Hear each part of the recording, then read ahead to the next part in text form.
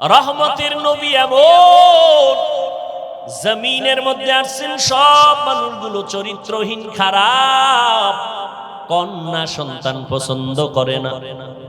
আমাদের এই ১৫০০ বছর পরে এই জমিনেও কিছু নাম্বার সারা কুলাঙ্গার আছে, কুলাঙ্গার। কন্যা সন্তান হলে কষ্ট পায়, স্ত্রীর সাথে রাগ করে কথাই বলে না। এরকম কুলাঙ্গার আছে না নাই? বউরে কয় ছেলে না দিয়ে মাইয়া দিলি কেন? এটা কি বউ দেয়? কে দেয়? লিল্লাহি মুলকুস সামাওয়াতি ওয়াল আরদ ইয়াহাবু লিমান ইয়াশাউ ইনাযান ওয়া ইয়াহাবু লিমান ইয়াশাউ যুকুর আও ইউযাওযিজুহুম যুকরানা ওয়া ইনাসা ওয়া ইয়াজআলু মান ইয়াশাউ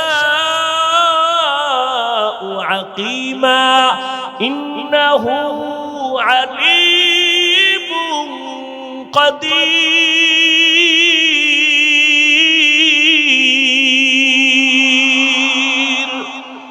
আল্লাহ বলেন, আসমান জমিনের মালিক আমি আল্লাহ।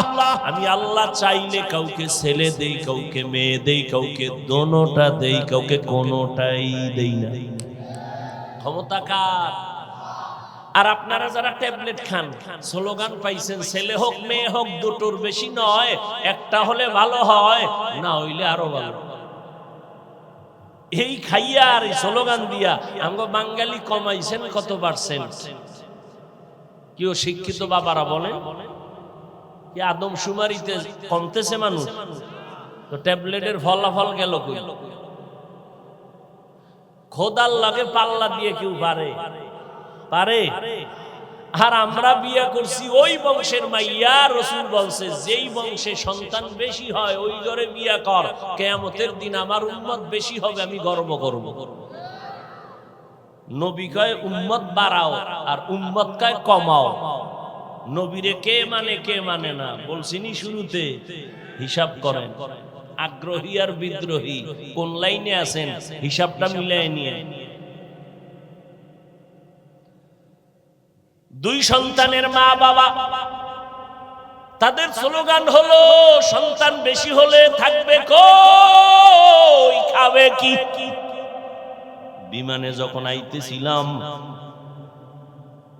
পুরা উপর থেকে নিচের দিকে তাকায় দেখি হাজার কোটি কোটি মানুষ থাকার ব্যবস্থা, এখনো জমিন খালি। কথা বলেন না মুরব্বীরা? কাঠা বুঝেননি? জমিনের এক কাঠা বুঝেন? 50 বছর আগে এক কাঠায় যেই পরিমাণ ধান হইতো, এখন কি কম না বেশি? সত্য কথা বললেন, মানেন আর না মানেন সাক্ষী দেন। বেশি। কারণ কি? আপনার আব্বাই মনে হয় এখনো দোয়া টোয়া দেয়। আগে 13টা পেয়ারা খাইলো জিব্বা টের পাইতো না কি খাইছি। কারণ এক পেয়ারা খাওয়া একজনে পারে না। রিজিক বাড়াইছেন কে? তা আপনার এত টেনশন কেন?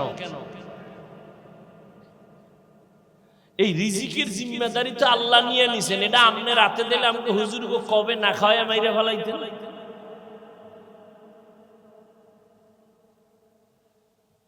দুই সন্তানের মা বাবা গরিব আছে না নাই?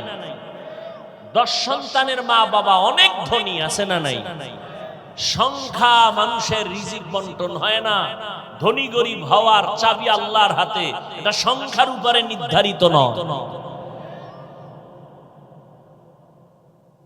ইয়া আইয়ুহান নাস আনতুমুল ফুকারাউ ইলাল্লাহ ওয়াল্লাহু হুয়াল গানিয়্যুল হামিদ।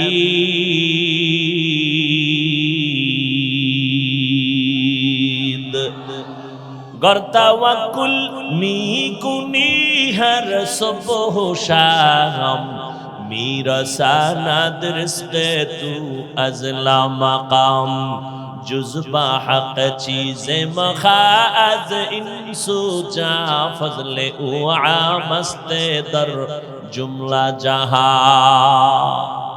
মহামারী করোনার ভিতরে কি তাকাইয়া দেখো নাই রে মুমিন?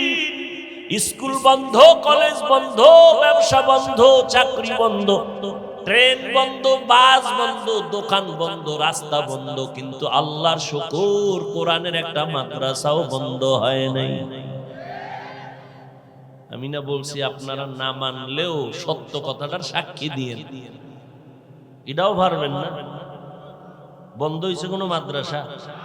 কোন হুজুরেরা বেতন ৬০০০ বাকি বাকি বাকি, কোন হুজুর রাস্তায় নাইমা কইছে মাইয়া ভোলা লইয়া না খায় মরতেছি, কিছু ভিক্ষা দাও করোনায়। বাবায় মারা গেছে করোনায়, ছেলেরা লাশটারে লোক দিয়া টাকা দিয়া রাস্তায় ফালাইয়া দরজা আটকায় দিছে, জানাজা হইল না মরলো, দাফন হলো, কবর নাই। এই শত শত করোনার লাশ আমার দেশের প্রশাসন আর আমার দেশের উলামায়ে কেরাম টুপিওয়ালারা কাঁধে নিয়া গোসল করাইয়া, দাফন করায়া, কাফন পরায়া, জানাজা পরায়া কবরে রাখছেন। আল্লাহর শুকর একজন হুজুরেও করোনায় মরে না। ভুলে যাইও না ইতিহাস, ভুলে যাও না ইতিহাস।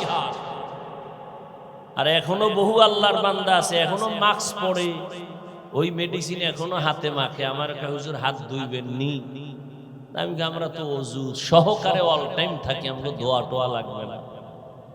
অল টাইম যদি কেউ ওযুর সাথে থাকে, এর জীবনের সফলতার একটা বড় গুণ হলো অল টাইম ওযুর সাথে থাকা। কোনদিন কোন দুশমন আপনাকে আক্রমণ করতে পারবে না, সেই দৃশ্যমান হোক অদৃশ্যের হোক, কিসের কুফরি কালাম আর কসু কিচ্ছু হবে না। অস্ত্র সব সময় ওযুর সাথে থাকে। নামাজই পড়ে না, আবার ওযু। এত মানুষ হাজীগঞ্জ ফজর পড়ে নাই, জহুর পড়ে নাই, আসর পড়ে নাই, মাগরিব পড়ে নাই। মোনাজাতের পরে বলবে এশা হবে, বসেন। 10 জন থাকে কিনা আল্লাহ ভালো। এই হলো আমাদের ঈমানের হালা। আল্লাহ হেদায়েত দান করুন। রহমতের নবী আমার, পৃথিবীর নিকৃষ্ট খারাপ মানুষের মাঝখানে নবী আসছেন। আমারে যদি কয় হাফিজ ভাই, আমগো নীলফামারী এলাকার চূড়ান্ত খারাপ এলাকা আছে, ঢাকার খারাপ এলাকা আছে, বিভিন্ন অঞ্চলে পতিতালা, আপনি যান একটু বয়ান করেন, কত খারাপ মনে করবে হুজুরে হেয়ানো গেছে, ঠিক নেই। রহমতের নবী এমন এক জায়গায় আসলেন, দুনিয়ার সব মানুষ চরিত্রহীন খারাপ, কিন্তু তাকায় দেখছেন নি রহমতের নবী মানুষগুলোকে স্বর্ণের মানুষ বানায় দিলেন মাত্র 13 বছরের ব্যবধান। 13 বছরের ব্যবধানে মক্কার মানুষ এত দামি, আল্লাহ পাক জিবরাইলের লিস্টি নিয়ে পাঠায়, কয় জিবরাইল লিস্টি নবীর কাছে পৌঁছাইয়া দিও, নবী যেন ঘোষণা করে দেয় এই লিস্টির মধ্যে যাদের নাম আছে তারা বিনা হিসাবে জান্নাতি। 13 বছরের নবী মক্কার চূড়ান্ত খারাপ মানুষগুলো স্বর্ণের মানুষ বানাইলেন। একটা বেতের বাড়ি নবী দেন নাই, জীবনে একটা গালি দেন নাই, হাজারো গালি আছে একটা জবাবও দেন নাই, নবী একটা মিথ্যা কথা বলেন নাই। আরো আশ্চর্য কথা, রহমতের নবী কখনো চোখ গরম করে কারো দিকে তাকান নাই। ওয়ামা আরসালনাকা ইল্লা রাহমাতাল লিল আলামিন। কোরআন শরীফের মোহাব্বতে বলছেন এটা ট্রেডিশন, ফ্যাশন, যে একজনে জোরে টান দিলে আল্লাহু আকবার বলতেই হবে। এই নিয়তে যদি বলেন আল্লাহর কসম একটা সওয়াবও পাবেন না। আর যদি কোরআনের মোহাব্বত অন্তরে আসে বিদায় দিল থেকে জবানে আওয়াজ আসছে, সওয়াব পাবেন। তবে যারা বলেছেন তাদের কাছে আমার প্রশ্ন, এই এত মোহাব্বতের কোরআন শিখলেন না কেন? জবাব দিবেন সময় নাই। করোনার সময় করছিলেন কি? ক্যারাম বোর্ড খেলছিলেন, লুড্ডু খেলছিলেন, পিঠটা রেডি করে যান, কত ধানে কত চাল টের পাবেন সময় মতো। পৃথিবীতে কোরআনের মতো সহজ ভাষা আর একটাও নেই। পৃথিবীতে ইসলাম ধর্মের মতো সহজ ধর্ম আর কোথাও নেই। আমরা এটাকে অনেকে কঠিন মনে করি, আসলে ইসলাম কঠিন না, অনেক সহজ, অনেক সহজ। তার মানে বিড়ি টানবেন, গাঞ্জা খাইবেন, তারপর আপনি ইসলাম নষ্ট হবে না, তার মানে কি এইটা? নবী আল্লাহ বলেন, হে নবী, আপনাকে আমি দুনিয়াতে পাঠাই নাই, হ্যাঁ পাঠিয়েছি জগৎ সমূহের রহমত করে। তো পাঠাই নাই আবার পাঠিয়েছি, ডাইরেক্ট বললেই তো হয়ে যেত, ঘুরাইয়া বললেন কেন? আল্লাহ বলতেন আপনাকে জগৎ সমূহের রহমত করে পাঠাইছি, আগে নেতিবাচক শব্দ বললেন, নবী আপনাকে প্রেরণ করি নাই, হ্যাঁ করেছি। তার মানেটা কি? তার অনেক হিকমতের একটি হিকমত হলো দুনিয়ার সব উম্মতের জেহেনকে আল্লাহ পাক পরিষ্কার করে বলে দিলেন যে নবীজির পুরা জিন্দেগিটাই রহমতের চাদরে আটকানো, রসুলের জীবন পুরাটাই রহমত, কোনো গজব নাই, এটা বুঝাবার জন্য। দ্বিতীয়ত এখানে অনেকে তর্জমা করেন উভয় জগতের রহমত, আমি তর্জমা করেছি জগৎ সমূহের জন্য রহমত। উভয় জগৎ মানে দুনিয়ার জগৎ, পরকাল জগৎ। জগৎ তো দুইটা না, আরো জগৎ আছে। রুহের একটা জগৎ আলাদা, মায়ের গর্ভের জগৎ একটা আলাদা, দুনিয়া নামক জগৎ একটা আলাদা, আলমে বরজখ কবর জগৎ আলাদা, হাসরের ময়দানের জগৎ এক আলাদা, জান্নাত ও জাহান্নামের ভেতরের জগৎ আলাদা। এই জন্য বললাম আমার নবী উভয় জগৎ না, জগৎ সমূহের জন্য রহমত। রুহের জগতের জন্য রহমত, মায়ের গর্ভের জগতের জন্য রহমত, দুনিয়ার জগতের জন্য রহমত, কবর জগতের জন্য রহমত, হাসরের ময়দানের জন্য নবী আলাদা রহমত, জান্নাত ও জাহান্নামের ভেতরের জগতের জন্য আমার নবী আলাদা রহমত। আল্লাহ বলেন, হে পয়গম্বর, আমি আপনাকে বানাইলাম জগৎ সমূহের রহমত, আমি আল্লাহ হলাম রব, আমি হলাম রব্বুল আলামিন, আপনাকে বানিয়েছি রহমাতুল লিল আলামিন।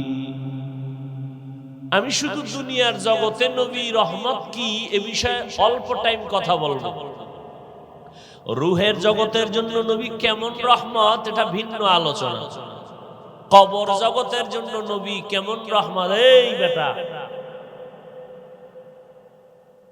তোর কামনি মোবাইল হাতে নেওয়া, তোর আব্বা আম্মারে রিমান্ডে দেওয়া দরকার, তোরে ধ্বংস করে দিল তোর বাপ মা, আমরা কেউ না।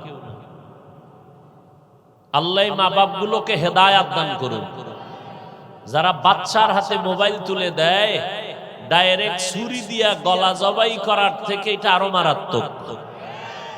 আল্লাহ বাপ মা গুলোকে হেদায়াত দান করুন। পরে তাবিজের লেগে দৌড়াবা না, ছেলে কথা শুনে না। আল্লাহ হেদায়াত দান করুন। ধ্বংসের চূড়ান্ত দ্বার প্রান্তে এই মোবাইলওয়ালারা, না চরিত্র ঠিক আছে, না তার চেহারা ঠিক আছে, না তার দেহ ঠিক আছে, না তার রূহ ঠিক আছে, মানে ও যে কোনো সময় মরলেই সবাই খুশি। এই যুবক, মাস্তান মাস্তান ভাব নিয়ে বসছো না, খুব মনে করো সবাই তোরে খুব সুন্দর কয়, চুল কেটে যেরকম ইন্দুর আর বান্দর হয়েছো, ভাবতেছো খুব সবাই আমারে মোহব্বত করে ভালোবাসে। কিন্তু তোমার এই 25 বছর হায়াতে তুমি যা কামাই করছো, এর সব কিছুর সমষ্টির নাম বরদোয়া। তুমি মইরে গেলে তোমার মাও খুশি ভিতরে ভিতরে, কারণ তোমার চরিত্র এত খারাপ যে তোমার কারণে মা বাবা জায়গায় জায়গায় লজ্জা পায়। তোমার দুনিয়াও বরবাদ, আখিরাতও বরবাদ, তোমার দেহও শেষ, চরিত্রও শেষ, চোখের পাওয়ার কমে যাচ্ছে, তোমার খবর নাই। কিডনি দুর্বল হতে চলছে খবর নাই, হার্ট দুর্বল হতে চলছে খবর নাই, ব্রেন দুর্বল তোমার খবর নাই, কানের পার্টস দুর্বল তোমার খবর নাই। তোমার এই যে মানুষ বলে অকাল মৃত্যু, যদিও কথাটা মিথ্যা, কিন্তু তোমার এই অকাল মরণ হবে, লিখে রাখো। আর যদি তওবা করে ঘুরে যাও তাহলে আল্লাহ ক্ষমা করতে পারেন, কারণ আমার আল্লাহর মতো দয়াময় কেউ নেই।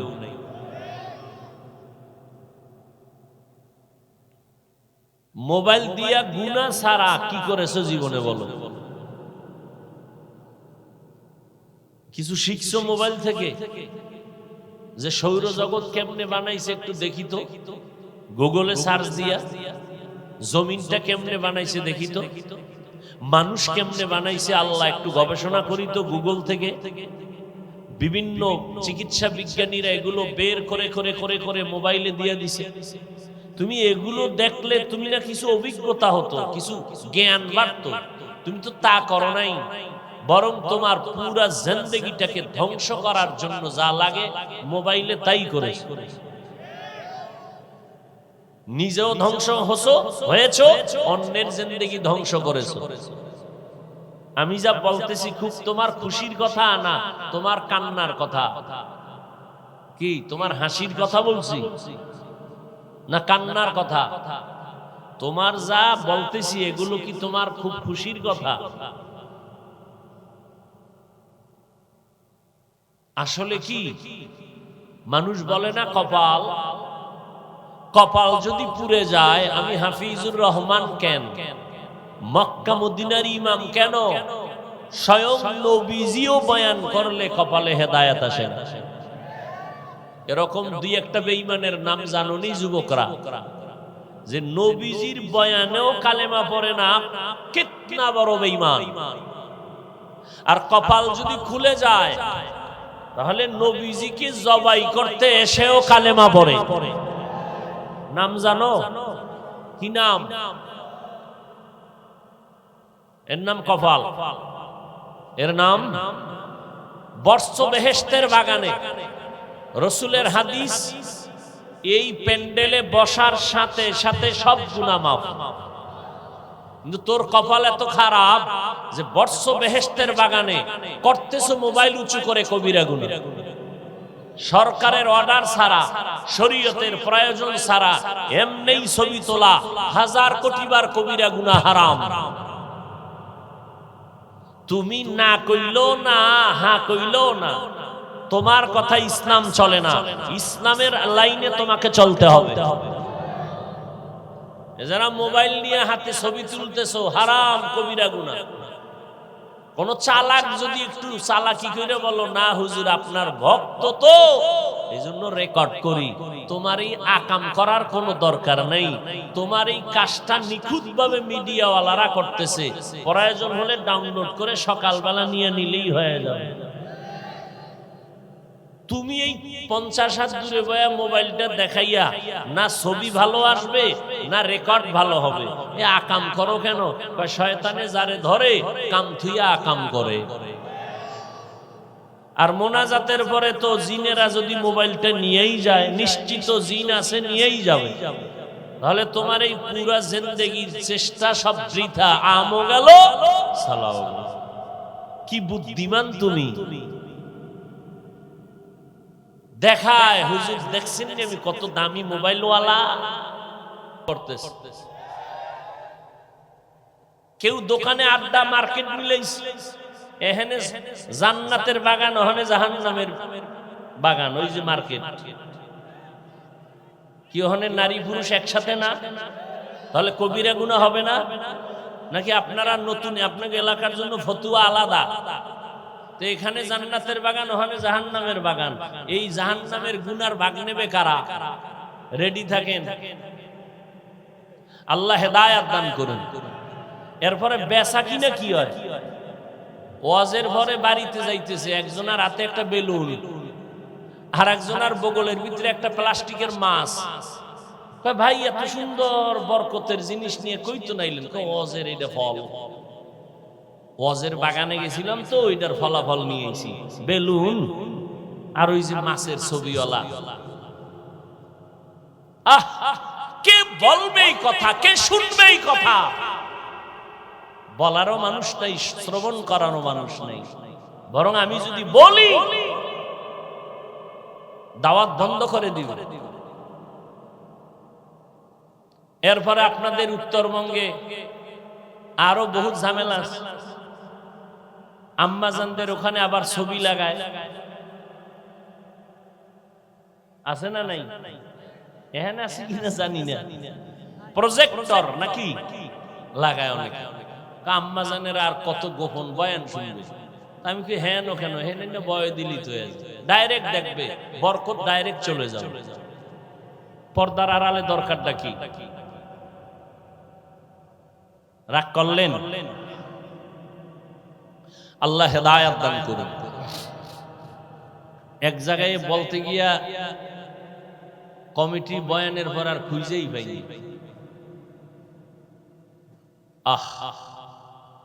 আল্লাহ আমাদের সবাইকে দ্বীনের খাদেম বানায় দেন। আর একটু সামনে যাব। এরে নবীর উম্মতের দল, রহমতের নবী এমন জমিনের মধ্যে আসছেন, সব মানুষগুলো চরিত্রহীন, খারাপ, কন্যা সন্তান পছন্দ করে না। আমাদের এই ১৫০০ বছর পরে এই জমিনেও কিছু নাম্বার ছাড়া কুলাঙ্গার আছে, কুলাঙ্গার। কন্যা সন্তান হলে কষ্ট পায়, স্ত্রীর সাথে রাগ করে কথাই বলে না। এরকম কুলাঙ্গার আছে না নাই? বউরে কয় ছেলে না দিয়ে মাইয়া দিলি কেন? এটা কি বউ দেয়? কে দেয়? লিল্লাহি মুলকুস সামাওয়াতি ওয়াল আরদ ইয়াহাবু লিমান ইয়াশাউ ইনাসান ওয়া ইয়াহাবু লিমান ইয়াশাউ যুকুর আও ইউযাওবিজুহুম যুকরানা ওয়া ইনাসা ওয়া ইয়াজআলু মান ইয়াশাউ আকিমা ইন্নাহু আলিমুন কাদির।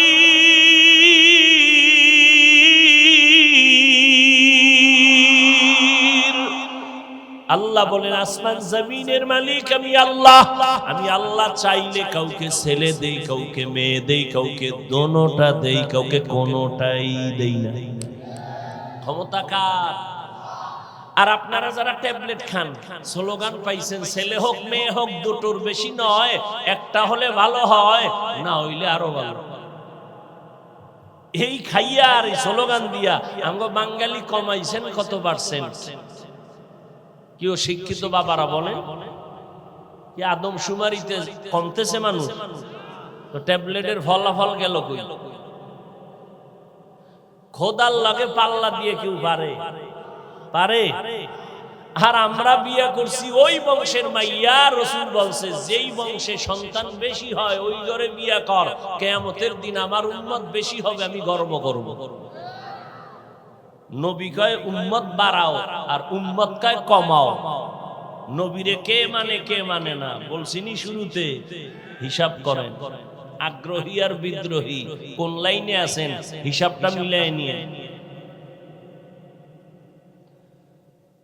দুই সন্তানের মা বাবা, তাদের স্লোগান হলো সন্তান বেশি হলে থাকবে কই, খাবে কি? বিমানে যখন আইতেছিলাম পুরা উপর থেকে নিচের দিকে তাকায় দেখি হাজার কোটি কোটি মানুষ থাকার ব্যবস্থা, এখনো জমিন খালি। কথা বলেন না মুরব্বীরা? কাঠা বুঝেননি? জমিনের এক কাঠা বুঝেন? 50 বছর আগে এক কাঠায় যেই পরিমাণ ধান হইতো এখন কি কম না বেশি? সত্য কথা বললেন, মানেন আর না মানেন সাক্ষী দেন। বেশি। কারণ কি? আপনার আব্বাই মনে হয় কোনো দোয়া টোয়া দেয়? আগে 13টা পেয়ারা খাইলেও জিব্বা টের পাইতো না কি খাইছি।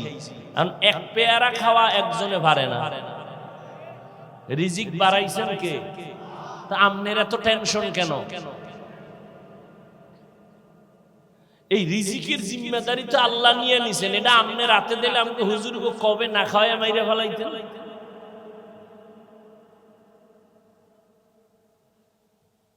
2 সন্তানের মা বাবা গরিব আছে না নাই? 10 সন্তানের মা বাবা অনেক ধনী আছে না নাই? সংখ্যা মানুষের রিজিক বন্টন হয় না। ধনী গরিব হওয়ার চাবি আল্লাহর হাতে, এটা সংখ্যার উপরে নির্ধারিত নয়।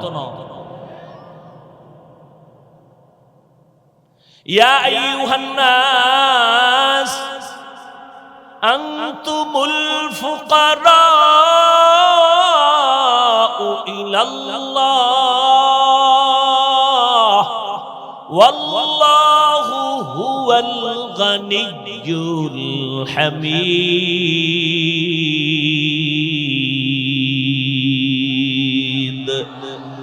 गर तवक्कुल मी कुनी हर सुबह शाम मेरा सनद रिज़्क़े तू अज़ला मकाम जुज़्बा हक़ चीज़े मखाज़ इंसु जा फज़ले उआ मस्ते दर जुमला जहां।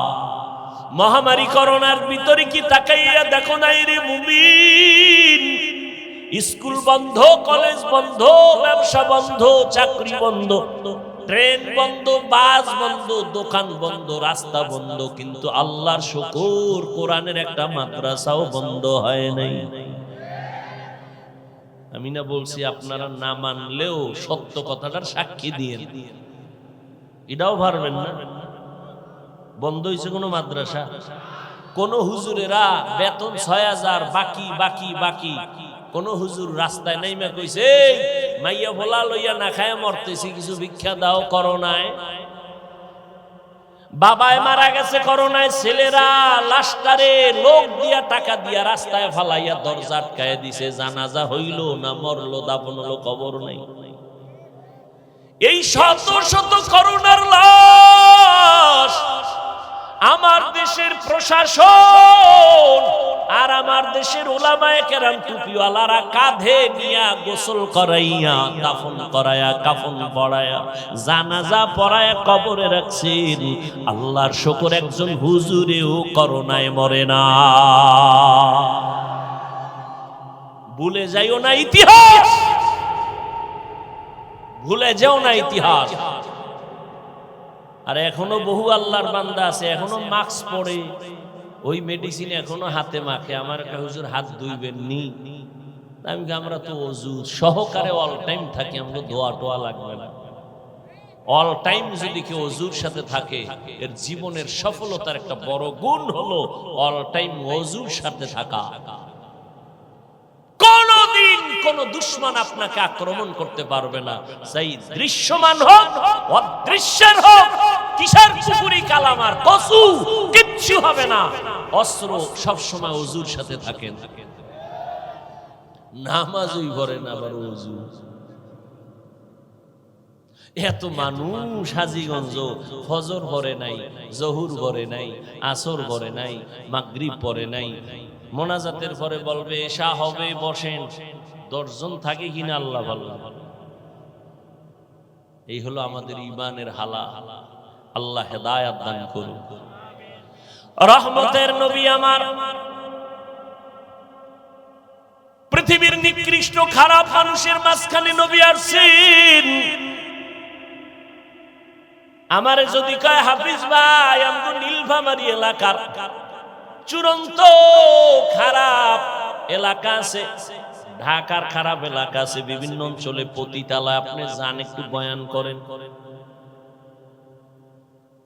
কত খারাপ মনে করবে হুজুরে হেয়ানো গেছে, ঠিক নেই।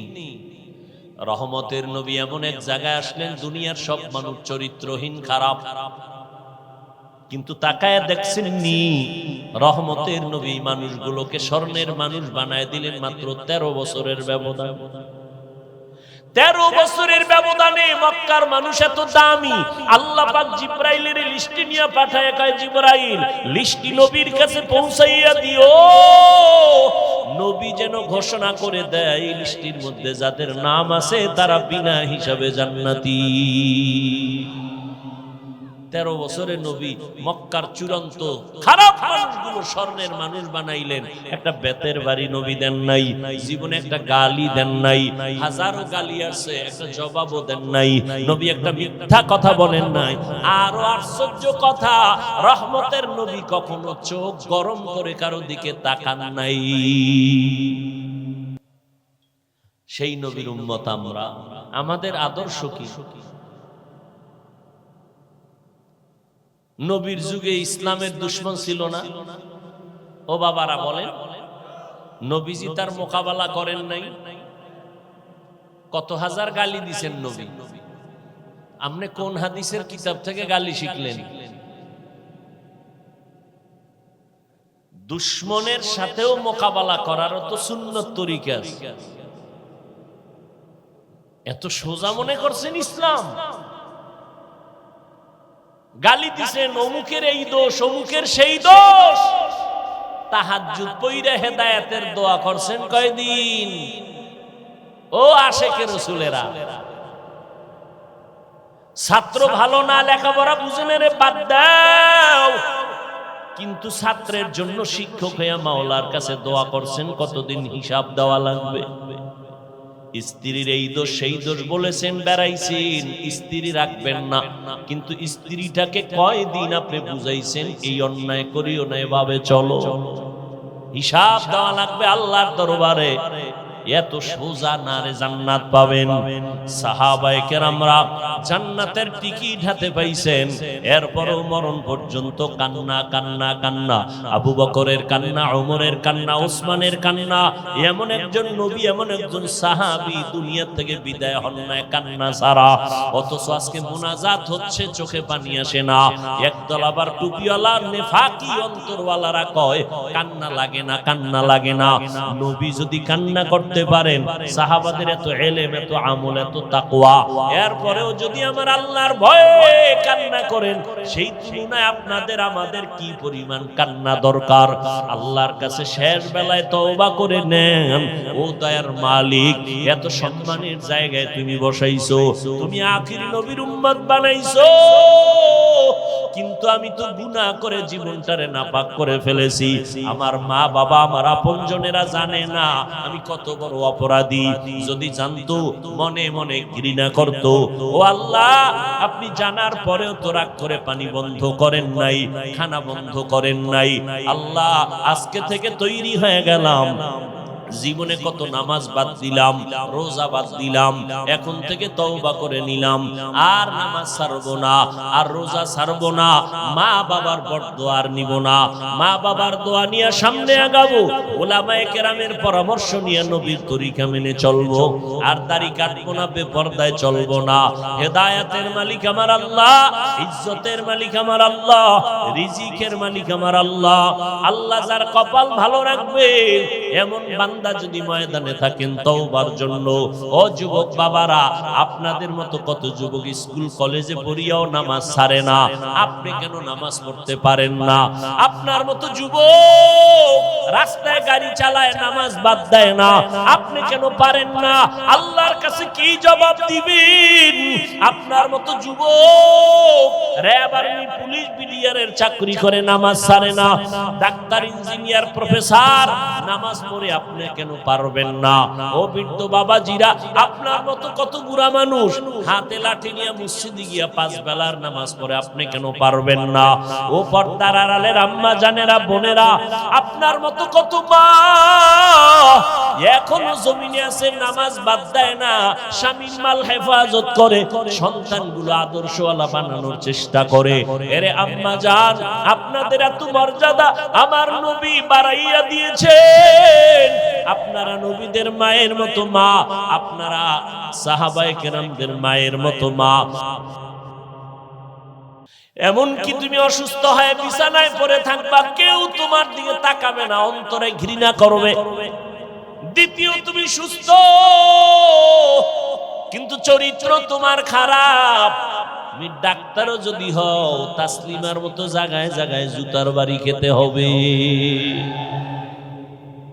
ও যুবক আল্লাহর গোলাম, অথচ তোমার ভিতরে এমন গুণ আল্লাহ দান করেছেন, তোমার আলো দিয়া সমাজ আলোকিত হবে, এই জাতি আলোকিত হবে। ও যুবক বাবা, তোমার দিকে তাকায় আছে গোটা দুনিয়াবাসী। ওরে বেঈমান ইহুদির বাচ্চারা যদি জমিনটারে কন্ট্রোল করতে পারে, তুমি শ্রেষ্ঠ নবীর উম্মত কেন পারবা না রে বাবা? এত দিলটা ছোট কেন করছো? বড় দিল নিয়ে চলো। আজকে কাজী নজরুলের ইতিহাস পড়ো, কবিতা পড়ো, রবীন্দ্রনাথের ইতিহাস পড়ো, বিভিন্ন মনীষীদের ইতিহাস পড়ো। এদের তো তোমার থেকে হাত একটা বেশি ছিল না, এরা তো তোমার থেকে 5 কেজি ওজন আলা মাথা ছিল না। তোমার মতোই তারা ছিল, তোমার মতো গুনাহ করে নাই, অপরাধ করে নাই। চরিত্র সুন্দর থাকার কারণে আজকে তাদের লেখা বইগুলো কলেজের ছেলে মেয়েরা পড়িয়া ইংরেজি শিখছো, অঙ্ক শিখছো। যাদের বই পড়িয়া ইংরেজিতে কথা কও, যাদের বইগুলো পড়িয়া তোমরা বাংলা শিখছো, অঙ্ক শিখছো, একটু চিন্তা করো তাদের কপাল কত ভালো যে সব কলেজের ছেলে মেয়েরা তাদের বই পড়ে, অথচ তাকে চিনেও না। তুমি মইরা গেলে কিছু রাইখা গেছো নি উম্মতটার ধইরা রাখবে? কহা রাখছি, মোনাজাত দিয়ে বরদোয়া করবে, আল্লাহ দুনিয়ায় ওর দিয়ে শান্তি পাই নাই, মরার পরে তুমি ওরে শান্তি দিও না। ও জমিনের জন্য একটা অভিশাপ ছিল, গজব ছিল। কি করছো এই 30 বছরের জীবনে? কত যে তুমি মরে গেলে তোমার জন্য মা বাপ খুশি হয়ে দোয়া করবে যে না আমার বাচ্চাটারে একটা গুণ ছিল। কি গুণ তোমার আছে বলো তো? না নামাজ পড়ো, না হুজুরগো মোহাব্বত করো, না মা বাবার একটা হুকুম ঠিক মতো মানছো। এই মোবাইলের কারণে মায়ের সাথে কি পরিমাণ বেয়াদবি করছো? এই মোবাইলের কারণে শিক্ষকের সাথে কি পরিমাণ বেয়াদবি করেছো? এই মোবাইলের কারণে মুরব্বীদের সাথে কি পরিমাণ বেয়াদবি করেছো? এই মোবাইলের কারণে তোমার বন্ধু বান্ধবের সাথে কি পরিমাণ অপরাধ করেছো? একা একা চিন্তা করিও বাবা। ওয়ামা আরসালনাকা ইল্লা রাহমাতাল লিল আলামিন।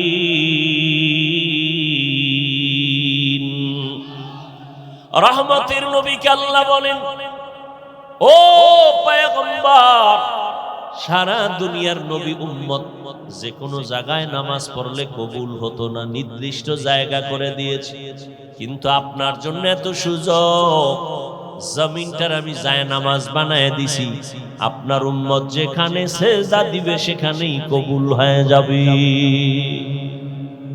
বুঝেননি? কি বুঝেন? কবরে সেজদা দিলেও কবুল। কি কথা কন না কেন? বট গাছে দিলে কবুল, উল্টা বুঝবেন না। খবরদার, যেই জিনিস আল্লাহ পাবেন একক ভাবে, এটা আরেকজনকে দেওয়ার নাম শিরিক।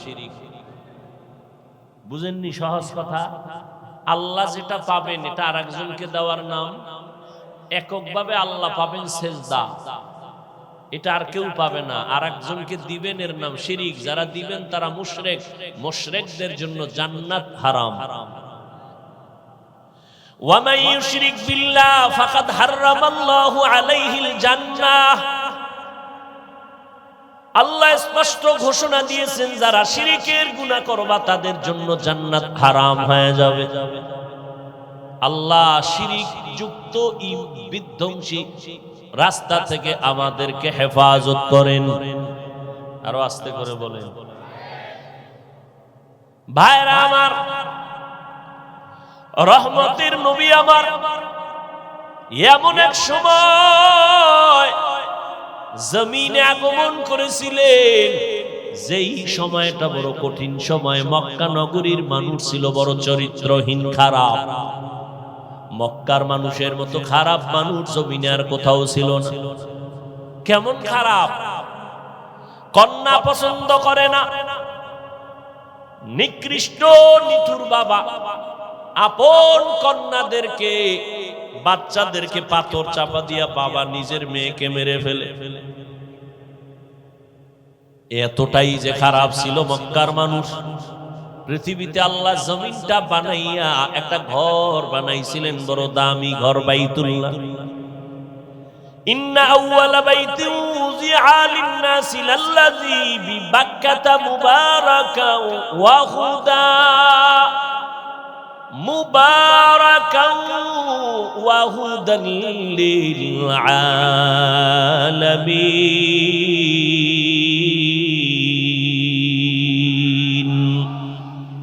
আল্লাহ জমিনটা বানায় একটা ঘর বানাইলেন, হেদায়েতের ঘর, ইবাদতের ঘর, বাইতুল্লাহ মক্কা নগরীতে।